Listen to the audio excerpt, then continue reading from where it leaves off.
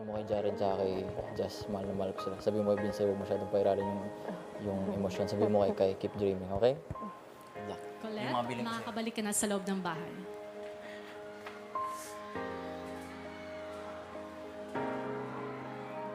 Dylan, sa panahon ng pamamalagi mo sa aking bahay, nawa ay nakapulot ka ng mga aral na magagamit mo para mas mapabuti ang iyong sarili sa iyong muling pakikipagsapalaran sa labas ng aking bahay.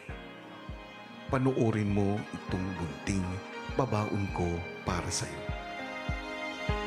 I'm Dylan, ang astig volleybay ng Pampanga.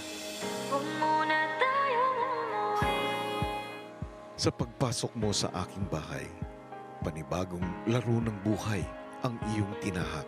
At tulad ng isang laro, hindi palaging nakukuha ang tagumpay.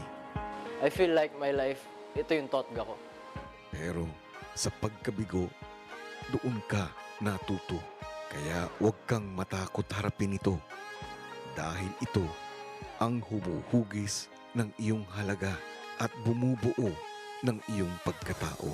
Natutunan ko yung different perspectives ng iba't ibang tao here in this house. I find inspiration in them. And we don't forget to be grateful.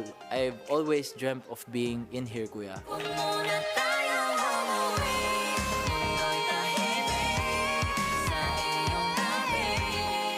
At sa pamamalagi mo dito, naway naramdaman mo ang iyong halaga at nakatagpo ka ng masasayang pamilya sa aking tahanan.